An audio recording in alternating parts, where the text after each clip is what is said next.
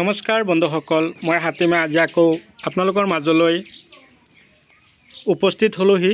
আপোনালোকৰ লগত আলোচনা কৰিম আজি কেইটামান ফাৰ্টিলাইজাৰৰ বিষয়ে, কেইটামান মেডিচিনৰ বিষয়ে। আজিৰ এই পাৰ্চেলটো মোৰ যাব যোৰহাটলৈ, ধৰ্মেন্দ্ৰ গগৈ দাদাৰ কাৰণে। তো দাদাই খেতি কৰিছে, দাদাৰ খেতিত ইমিডিয়েট মেডিচিনৰ প্ৰয়োজন হৈছে, কিবা ফাৰ্টিলাইজাৰৰ প্ৰয়োজন হৈছে। তো আজিৰ এই ভিডিঅ'টোত আপোনালোকৰ লগত মই কথাখিনি আলোচনা কৰিম। আপোনালোকে মোৰ ভিডিঅ'টো স্কিপ নকৰাই ভাল হ'ব, আৰম্ভণিৰ পৰা শেষলৈকে নিশ্চয় চাব। মই প্ৰথমতে ইনছেক্টিচাইডৰ কথা আলোচনা কৰিম। আপোনালোকৰ যিকোনো খেতিত দিব পাৰিব, কোনো ধৰণৰ ক্ষতি নকৰে। এইটো হ'ল ডাষ্টাৰ, 4টা দিছোঁ। ডাষ্টাৰৰ লগত এই দাহাত মিলাই মাৰিব লাগিব। দাহাত ডাষ্টাৰৰ 1 পেকেটৰ আধা আৰু দাহাত 25 ml মিলাই আপোনালোকে 16 লিটাৰ টেংকিত ভৰাই পানীৰ লগত মিক্স কৰি স্প্ৰে কৰিব। 2টা দাহাত দিছোঁ, 4টা ডাষ্টাৰ। এইটো হ'ল গ্ৰেচিয়া, 40 ml ঔষধ আছে।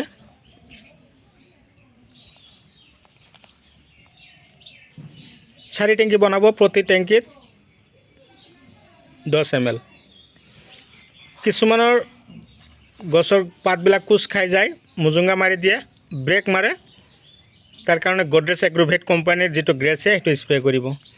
দাহাতৰ কাম হ'ল খেতিত বৰল ডিষ্টাৰ্ব কৰিছে, উৰণীয়া পোকে ডিষ্টাৰ্ব কৰিছে, আপোনালোকে দাহাত আৰু ডাষ্টাৰ মাৰিব। আৰু গছবিলাক সৰু থাকোঁতে পাতবিলাক যে হালধীয়া হৈ যায়, সেইটোৰ কাৰণে ডাষ্টাৰ আৰু দাহাত মিলাই দিব। এতিয়া মই আলোচনা কৰিম পাতগ্ৰাম। খেতিত আপোনালোকৰ খেতিৰ পৰা যদি বৰল খেদিব পৰা নাই, মাখি খেদিব পৰা নাই, তেনেহ'লে পাতগ্ৰাম স্প্ৰে কৰিব।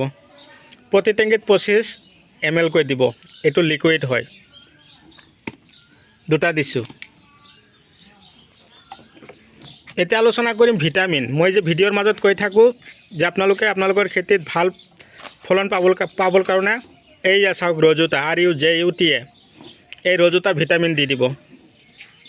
বহুত ভাল কাম কৰে। ইয়াৰ লগতো ইমেজ দিব পাৰিব যদি এইটো বিচাৰি নাপায়। ইমেজ যদি বিচাৰি নাপায়, পিকআপ দিব। পিকআপ যদি নাপায় আপোনালোকে আৰু বহুত আছে, ইমেজ, পিকআপ, ৰজোতা, চাই পাৱাৰ প্লাছ আছে। এনেকুৱা ভিটামিন আপোনালোকৰ খেতিত দিব। 2টা দি দিলোঁ। গছৰ পাতবিলাক এনে ঠিকেই আছে, গছটো ঠিকেই বৃদ্ধি পাই আছে, কিন্তু গছৰ পাতত ক'লা ক'লা দাগ পৰিছে। এই চাওক, পাতৰ চিহ্ন দি দিছে। আৰু গছৰ মেইন যিটো ব্ৰাঞ্চ, সেইটোত যদি কিবা ক'লা দাগ পৰি যায়, আপোনালোকে এনেকুৱা ধৰণৰ লক্ষণ দি স্প্ৰে কৰিব। এইটো 25 গ্ৰামকৈ দিব পাৰ টেংকিত। 100 গ্ৰাম ঔষধ আছে, 25 গ্ৰামকৈ পাৰ টেংকিত, 16 লিটাৰ টেংকিত ভৰাই কিনে আপোনালোকে স্প্ৰে কৰিব। এতিয়া আমি আলোচনা কৰিম ফাৰ্টিলাইজাৰ। প্ৰথমতে মই লৈছোঁ ষ্ট্ৰবলাইজাৰ 95। এইটোৰ 24 ঘণ্টাৰ ভিতৰত আপোনালোকৰ খেতিত নতুন শিপা লৈ আহিব। 24 ঘণ্টাৰ ভিতৰত। যদি আপোনালোকৰ এনেকুৱা ধৰণৰ ফাৰ্টিলাইজাৰৰ প্ৰয়োজন হয়, কিবা মেডিচিনৰ প্ৰয়োজন হয়, আপোনালোকে 7002163162 এইটো নাম্বাৰত যোগাযোগ কৰিব, হোৱাটছআপ কৰিব। গল্ড স্পেচিয়েল চইল।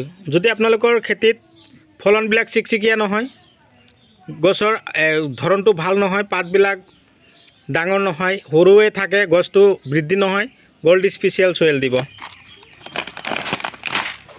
এতিয়া আলোচনা কৰিম নতুনকৈ আমাৰ মাজত কোম্পানীয়ে এণ্ট্ৰি কৰিছে বনাছ IPL-ৰ। চাব পাৰিছে, এইটো কিন্তু অৰ্গেনিক হয়। এইটো অৰ্গেনিক ফাৰ্টিলাইজাৰ। গছৰ শিপাত পানী জমা হৈছে, গছৰ শিপা নতুনকৈ ওলোৱা নাই, তেনেহ'লে আপোনালোকে বনাছ এইটো খেতিত দি দিব। প্ৰতি বিঘাত 3 কিলো 4 কিলোকৈ মিলাই।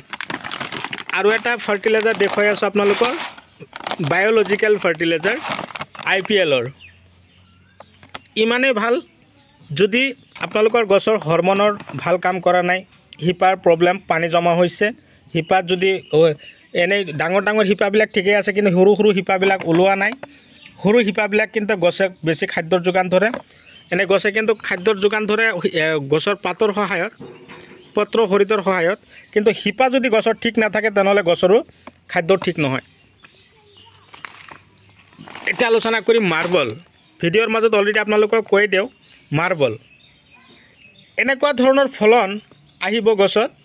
আপোনালোকে যদি মাৰ্বল 1 বিঘা মাটিত 3 কিলোকৈ খটাব পাৰে আপোনালোকৰ গছত, আপোনালোকে নিজে চাব পাৰিব যে ফলনৰ প্ৰডাকশ্যন কেনেকুৱা। আৰু ফলনবিলাক আপোনালোকৰ খেতিত সৰু হয় নেকি, সৰু থাকোঁতেই হালধীয়া মাৰি দিয়ে নেকি, তাৰমানে কি গছৰ হৰমন ঠিক হোৱা নাই, এইটো আপোনালোকে বেছিকৈ খটাই দিয়ক। তো ভিডিঅ' চাই কেনে পালে কমেণ্ট কৰিব। এতিয়াও যদি মোৰ চেনেলৰ নতুন ভিউৱাৰ্ছ হিচাপে আছে তেনেহ'লে মোৰ চেনেলটো ছাবস্ক্ৰাইব কৰি দিব আৰু কাষত থকা বেল ঘণ্টিটো বজাই দি আপোনালোকে মোক আগুৱাই যোৱাত সহায় কৰিব। আপোনালোকে মোৰ ভিডিঅ'ত চাই আছে ঠিকেই আছে, আপোনালোকে বেলেগকো চাবৰ কাৰণে সুবিধা কৰি দিবৰ কাৰণে আপোনালোকে তেনেহ'লে মোৰ ভিডিঅ'টো আপোনালোকে শ্বেয়াৰ কৰি দিব। দাদা বাইদেউসকল যাতে এনেকুৱা ধৰণৰ উন্নত খেতিৰ ভিডিঅ' নটিফিকেশ্যন পায়, যাতে এনেকুৱা ধৰণৰ খেতি কৰি আগুৱাই যাব পাৰে, মই তাকে কামনা কৰি আজিৰ ভিডিঅ' মই এইখিনিতে অন্ত মাৰি পৰৱৰ্তী ভিডিঅ'ত যাতে পুনৰাই লগ পাওঁ তাৰে কামনা লৈ ধন্যবাদ।